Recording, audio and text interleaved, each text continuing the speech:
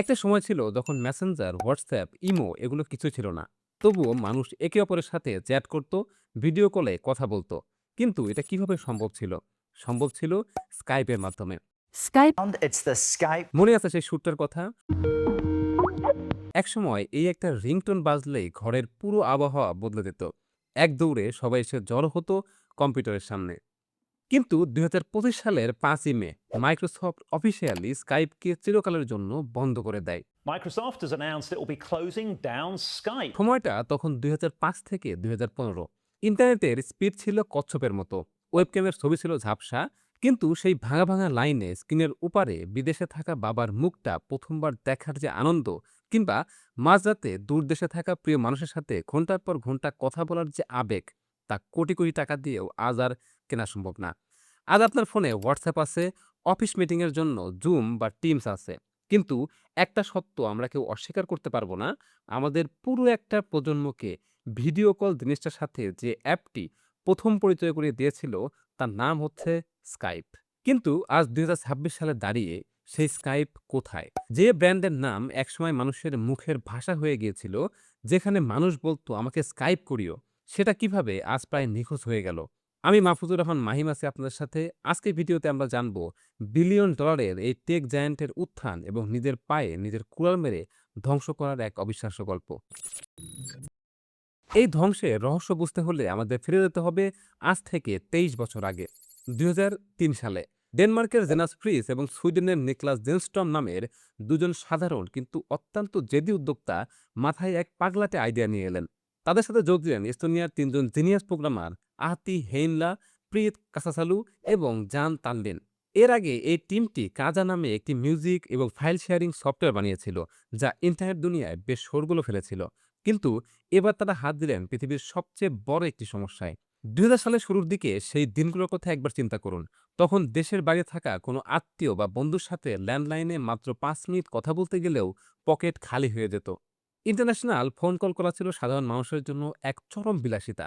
Global telecom কোম্পানিগুলো একচেটিয়া ব্যবসা করে মানুষের কাছ থেকে প্রতি মিনিটে মোটা অঙ্কের টাকা হাতিয়ে নিচ্ছিল। ঠিক এই দমবন্ধ করা পরিস্থিতিতে স্কাইপ বাজারে এসে এমন এক ধাক্কা দিল, যা পুরো পৃথিবীর টেলিকম ইন্ডাস্ট্রির ভিত নাড়িয়ে দিয়েছিল। তারা নিয়ে এলো এক বৈপ্লবিক প্রযুক্তি, পেয়ার টু পেয়ার বা পি টু পি টেকনোলজি। সহজ ভাষায়, তখনকার সময়ে যে কোনো অনলাইন যোগাযোগের জন্য একটা বিশাল এবং ব্যয়বহুল কেন্দ্রীয় সার্ভারের প্রয়োজন হতো।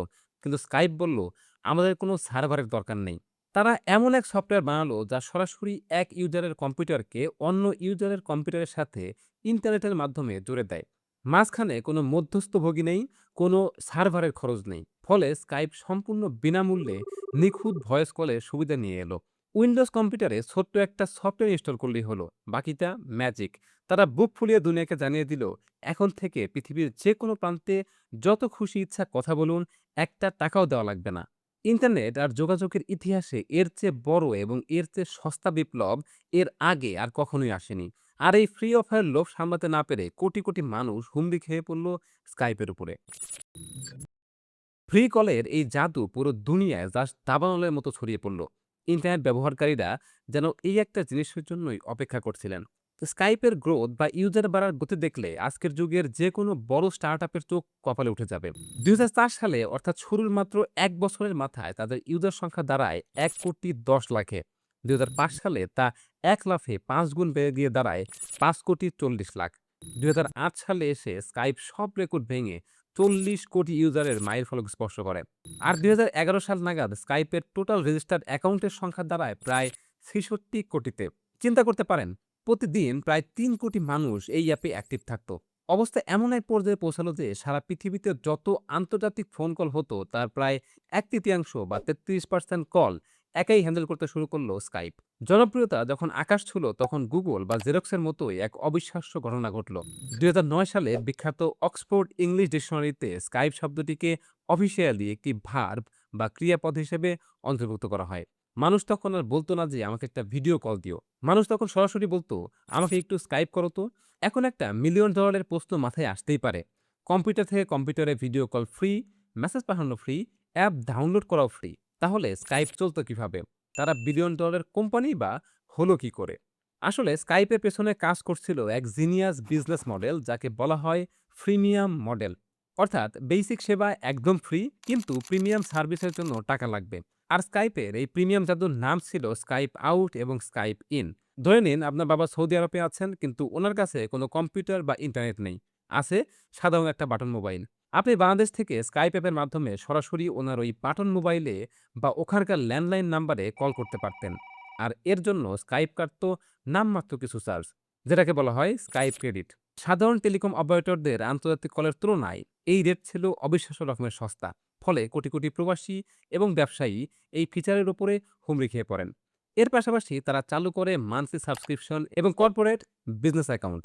ফলাফল ২০১০ সাল নাগাদ, অর্থাৎ মাইক্রোসফটের কেনার ঠিক আগের বছর, স্কাইপের বার্ষিক রেভিনিউ বা রাজস্ব দাঁড়ায় প্রায় $৮৬০ মিলিয়ন। স্কাইপের এই উল্কার গতিতে এগিয়ে চলা দেখে বড় বড় ইনভেস্টরদের চোখ চড়ক গাছ হয়ে গেল। সবাই চাইছিল যেকোনো উপায়ে এই সোনার ডিম পাড়া হাঁসটিকে নিজের খাঁচায় পুরতে। আর এই দৌড়ে সবাইকে পেছনে ফেলে ২০০৫ সালেই হুট করেই এন্ট্রি নিল তখনকার ই কমার্স জায়ান্ট ইবে। তারা চোখ বন্ধ করে পুরো $২.৬ বিলিয়ন দিয়ে স্কাইপকে নিজেদের করে নিল। কিন্তু সমস্যা হলো, ইবের এই আইডিয়াটা ছিল ইতিহাসের অন্যতম বড় একটা মিসম্যাচ। ইবে ভেবেছিল তাদের ওয়েবসাইটে যখন কোনো ক্রেতা জিনিস কিনতে আসবে, তখন তারা স্কাইপের ভিডিও কলে বিক্রেতার সাথে দরদাম করে শপিং করবে। বাস্তবে কি হলো? মানুষ বলল, ভাই আমি একটা টি-শার্ট বা জুতা কেনার জন্য বিক্রেতার সাথে ভিডিও কলে কেন মুখ দেখাদেখি করতে যাব? মানুষ শপিং করার জন্য স্কাইপ ব্যবহার করতেই চাইল না। ফলে ইবের এই বিলিয়ন ডলারের বাজি পুরোপুরি ফ্লপ হলো। মাত্র কয়েক বছরের মাথায় তারা বুঝতে পারল ভুল জায়গায় টাকা ঢেলে ফেলেছে। শেষমেশ ২০০৯ সালে তারা স্কাইপের বেশিরভাগ শেয়ার অন্য বিনিয়োগকারীদের কাছে লসে বিক্রি করে দিতে বাধ্য হয়। কিন্তু গল্পের আসল টুইস্ট তো এখনো বাকি। এবার মঞ্চে প্রবেশ করলো টেক দুনিয়ার আসল ডন, মাইক্রোসফট। সালটা ছিল ২০১১। মাইক্রোসফট টেবিলের উপরে নগদ $৮.৫ বিলিয়ন একটা চেক রাখলো এবং পুরো স্কাইপকে কিনে নেয়। সে সময় মাইক্রোসফটের পুরো ইতিহাসে এটি ছিল তাদের সবচেয়ে বড় এবং সবচেয়ে দামি ডিল। মাইক্রোসফটের তখন আকাশ ছোঁয়া স্বপ্ন। তাদের মাথায় তখন গ্র্যান্ড প্ল্যান। তারা Windows computer, Xbox gaming console এবং অফিস সফটওয়্যারের সাথে স্কাইপকে এমনভাবে আঠা দিয়ে দূরে দেবে যাতে পৃথিবীর প্রতিটি কোণায় স্কাইপ পৌঁছে যায়। তারা ভেবেছিল এই ডিল তাদের গ্লোবাল কমিউনিকেশনের অজেয় বাচ্চা বানিয়ে দেবে। কিন্তু নিয়তির কি নিষ্ঠুর পরিহাস! মাইক্রোসফট যখন ভাবছিল তারা স্কাইপকে নিয়ে অনেক দূরে যাবে, ঠিক তখনই তারা এমন কিছু মারাত্মক ভুল করা শুরু করলো, যার খেসারত হিসেবে স্কাইপের পতনের কাউন্টডাউন শুরু হয়ে গেল। যে মাইক্রোসফট স্কাইপকে বাঁচাতে পারত, তাদের কিছু অদ্ভুত সিদ্ধান্তের কারণেই স্কাইপ ধীরে ধীরে ধ্বংসের মুখে ঢলে পড়তে শুরু করলো। এখন প্রশ্ন হলো, এত টাকা, এত বড় ব্র্যান্ড আর মাইক্রোসফটের মতো টেক জায়ান্টের ব্যাকআপ থাকার পরেও স্কাইপ আসলে ডুবলো কিভাবে? সাধারণ মানুষ মনে করে জুম বা হোয়াটসঅ্যাপ এসে স্কাইপকে পেছনে ফেলেছে। কিন্তু আসল সত্যিটা হলো, স্কাইপের বাইরের কেউ এসে তাকে ধ্বংস করেনি। স্কাইপ ধ্বংস হয়েছে নিজেদের করা কয়েকটা মারাত্মক ভুলের কারণে। একে একে সেই ভুল নিয়ে চলুন আলোচনা করা যাক। ভুল নাম্বার ১। আপনাদের মনে আছে স্কাইপের মূল শক্তি কি ছিল? ওই যে শুরুতে বলেছিলাম, পিয়ার টু পিয়ার টেকনোলজি। যার কারণে অ্যাপটি ছিল সুপার ফাস্ট এবং লাইট ওয়েট। কিন্তু মাইক্রোসফট এসে ভাবলো, আমরা তো অনেক বড় কোম্পানি, আমাদের সবকিছু ক্লাউড সার্ভারে থাকতে হবে। ২০১৩ সালের দিকে তারা স্কাইপের সেই চেনা আর্কিটেকচার পুরোপুরি উপড়ে ফেলে পুরো সিস্টেমটাকে ক্লাউডে শিফট করে নিল। আর ঠিক এখান থেকে শুরু হলো আসল নারকীয় যন্ত্রণা। যে অ্যাপটি মাত্র ১ সেকেন্ডে অন হতো, সেটি হয়ে গেল এক মস্ত বড় দানব। কম্পিউটার অন করলে স্কাইপ পুরো পিসিকে ল্যাগ করে দিত, নিজে নিজেই ক্র্যাশ করত, আর মেসেজ পাঠালে সেটা ওপারে পৌঁছাতে পৌঁছাতে বুড়ো হয়ে যাওয়ার দশা হতো। বাগ আর ত্রুটিতে অ্যাপটি এতটাই ভারী হয়ে গেল যে মানুষ বিরক্ত হয়ে এটি পিসি থেকে আনইনস্টল করতে শুরু করলো। ভুল নাম্বার ২। ২০১০ সালের পর পুরো পৃথিবীর টেকনোলজি এক বিশাল টার্নিং পয়েন্টে দাঁড়ায়। মানুষ কম্পিউটার ছেড়ে হাতের মুঠোয় থাকা স্মার্টফোনে শিফট হতে শুরু করে। কিন্তু স্কাইপ তখনও তাদের সেই পুরনো অহংকার নিয়ে ডেস্কটপ বা পিসি যুগের মানসিকতাতেই আটকে ছিল। তারা যখন আইফোন বা অ্যান্ড্রয়েডের জন্য অ্যাপ বানালো, সেটা ছিল চরম দুর্যোগ। অ্যাপটি ওপেন করলেই ফোনের প্রসেসর গরম হয়ে যেত, ফোনের চার্জ নিমিষেই চুষে খেয়ে ফেলতো, এবং সবচেয়ে বড় ঝামেলা ছিল, অ্যাপ থেকে বের হয়ে গেলে ব্যাকগ্রাউন্ডে কল বা মেসেজ আসতো না। ঠিক এই সুযোগে বাজারে চলে এলো হোয়াটসঅ্যাপ, মেসেঞ্জার, ফেসটাইম এবং ভাইবার। তারা বুঝলো মানুষের আসলে কি চাই। একদম হালকা, দ্রুতগতির এবং সিম্পল একটা অ্যাপ, যা 2G বা 3G ইন্টারনেটেও স্মুথলি চলবে। স্কাইপ যখন ঘুমাচ্ছিল, এই নতুন অ্যাপগুলো তখন কোটি কোটি মোবাইল ইউজারকে নিজেদের পকেটে পুরে নিল। ভুল নাম্বার ৩। একটা ব্র্যান্ড যখন নিজেদের কাস্টমার কারা সেটাই ভুলে যায়, তখন তার ধ্বংস অনিবার্য। ২০১৭ সালের দিকে স্কাইপ দেখলো তরুণ প্রজন্ম স্ন্যাপচ্যাট বা ইনস্টাগ্রামে স্টোরিজ বা রঙিন ফিল্টার খুব পছন্দ করছে। ব্যাস, স্কাইপের কর্তা ব্যক্তিরা হুট করেই প্রফেশনাল এই অ্যাপটিকে রাতারাতি রঙিন মেলা বানিয়ে ফেললেন। তারা ইন্টারফেসে জোর করে চাইল্ডিশ কালার, স্টোরিজ আর অদ্ভুত সব ফিল্টার যোগ করলেন। ফলাফল যা হওয়ার তাই হলো। যারা অফিসিয়াল মিটিং বা সিরিয়াস কাজের জন্য স্কাইপ ব্যবহার করতেন, তারা এই হিজিবিজি ডিজাইন দেখে মাথায় হাত দিলেন। তারা ভাবলেন, আমি কি এখানে ইন্টারভিউ দিতে এসেছি নাকি স্ন্যাপচ্যাটের ফিল্টার দিয়ে ছবি তুলতে এসেছি? স্কাইপ তার নিজের প্রফেশনাল আইডেন্টিটি বা সম্মান পুরোপুরি হারিয়ে ফেলল। আর এই চরম কনফিউশনের সুযোগ নিয়ে পিছনের দরজা দিয়ে বাজারে ঢুকতে শুরু করলো এক নতুন জাদুকর। তার নাম হচ্ছে জুম। দেখতে দেখতে চলে এলো ২০২০ সাল। করোনা মহামারীর থাবায় পুরো পৃথিবী থমকে গেল।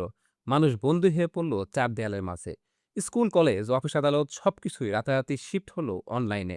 পুরো বিশ্বে ভিডিও কলিং অ্যাপের চাহিদা এক লাফে ১,০০০ গুণ বেড়ে গেল। টেলিকম ইতিহাসে সবচেয়ে বড় এই সুযোগটি কিন্তু স্কাইপের ঘরেই আসার কথা ছিল। কারণ প্রায় প্রতিটি উইন্ডোজ কম্পিউটারে স্কাইপ আগে থেকেই ইনস্টল করা ছিল। এটা হতে পারত স্কাইপের জন্য রাজা স্টাইলে কামব্যাক করার এক সুবর্ণ সুযোগ। কিন্তু ঠিক এই মোক্ষম সময়ে স্কাইপের ১২টা বাজিয়ে দিল একদম নতুন এক কোম্পানি, জুম। জুম এসে পুরো গেমটাই বদলে দিল। জুমে মিটিং করার জন্য কোনো অ্যাকাউন্ট খোলার দরকার ছিল না। ওপাশে থাকা মানুষটার কোনো আইডি বা ইউজার নেম খুঁজে বের করার ঝামেলা ছিল না। জাস্ট একটা লিঙ্ক জেনারেট করো, সেটা মেসেঞ্জারে বা মেইলে পাঠিয়ে দাও। লিঙ্কে ক্লিক করলেই ১০০ জন মানুষ একসাথে হাই কোয়ালিটি ভিডিও কলে যুক্ত হতে পারত। বাচ্চা থেকে বুড়ো যেকোনো সাধারণ মানুষ জুমের এই ম্যাজিকটা ধরে ফেলল। আর আমাদের পুরনো রাজা স্কাইপ তখনও কোন যুগে পড়েছিল আসলে কে জানে।